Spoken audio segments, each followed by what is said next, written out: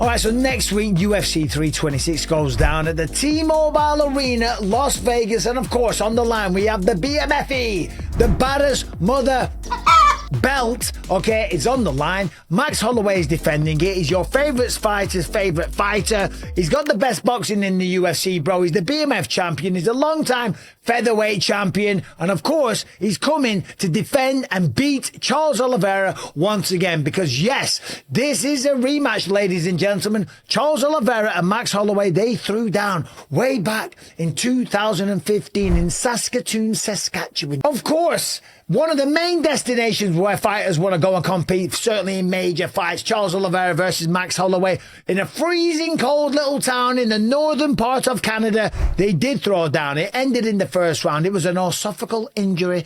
1 minute, 39 seconds. It was a freak injury. Max Holloway was declared the winner. All my prayers to Charles. I hope he can have a full recovery. Now, we know about Max Holloway and the run that he went on at featherweight, and of course, eventually lost his belt to Alexander Volkanovski in 3 title fights. And it seemed that he was kind of lost a little bit because Volkanovski was taking out everyone. Well, he goes up to lightweight, and as we know, a couple of years ago, put on one of the best performances against Justin Gage. He dominated the entire fight. Spinning back, he kicked him in the face, kept the range, kept the distance, pointed at the ground, and in the final second of the fight, face plants, just engage it. It was like a scene from a movie. If you saw that written in a film, you would say, this is number 1 bullshit, brother.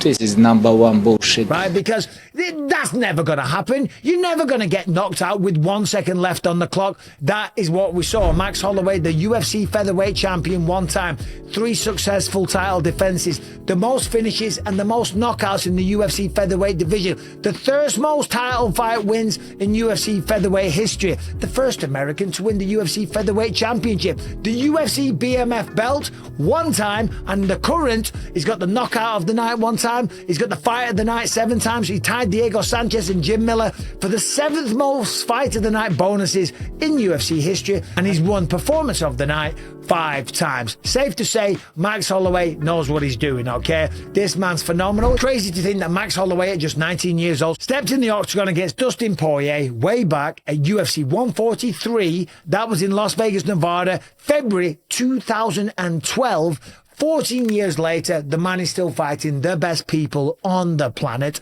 and it doesn't really seem like he's slowed down. Yes, of course, losses happen along the way. Certainly when you're taking on people like Dustin Poirier, multiple times against Alexander Volkanovski. But the man knocked out Gage, knocked out Chan Sung Jung. He's got 12 knockouts on his record, and last time out, defended the BMF belt against Dustin Poirier in his home city, in his home state, in home territory, and put on kind of a one-sided performance. Max Holloway looked phenomenal. Now, if that wasn't good enough, getting to see Max Holloway, who is the best boxer in the UFC, brah. I'm the best boxer in UFC, baby! And he is one of the best boxers in the UFC. The footwork's beautiful, the jab's fantastic, but as we know, the man's got power. You just go and ask Justin Gage. Guess what? On the flip side, we've got Charles Oliveira. He wants to fight for the BMF belt. He called out Max Holloway after he destroyed Mateusz Gamrot. Hey Hunter, Charles Oliveira versus Max Holloway, BMF. Vamos fazer acontecer essa. He really did. Mateusz Gamrot took him down, and within seconds, Oliveira had taken the back. In the second round, he walked forward, throwing big, massive, wild shots,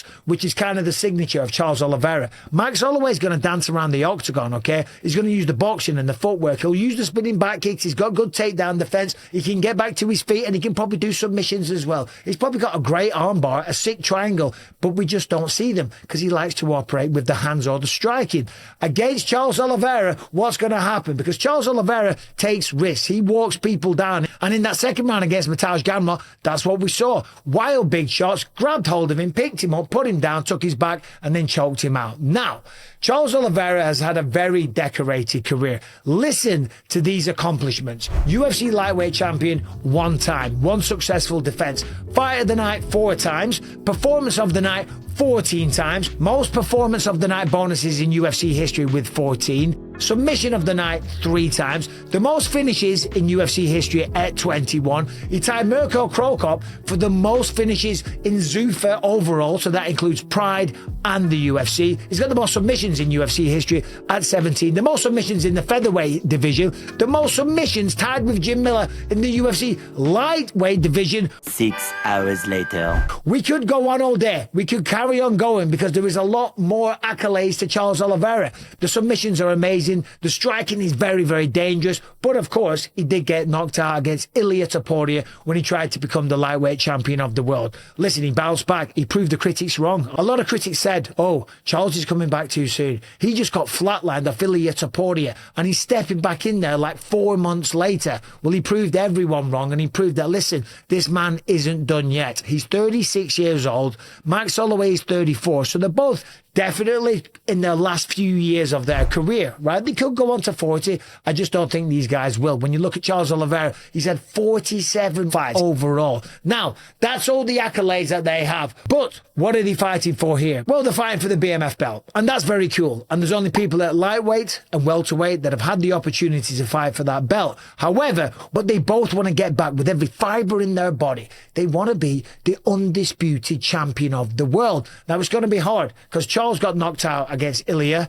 Max got knocked out against Ilia. And right now, we've also got an interim champion by the name of Justin Gaethje, okay? And both of these guys have knocked out Justin Gaethje or finished Justin Gaethje. But Justin Gaethje is the interim champion of the world. And if things flow as they're supposed to, then the interim champion faces the undisputed champion. And that might go down. The rumor is at the White House, okay?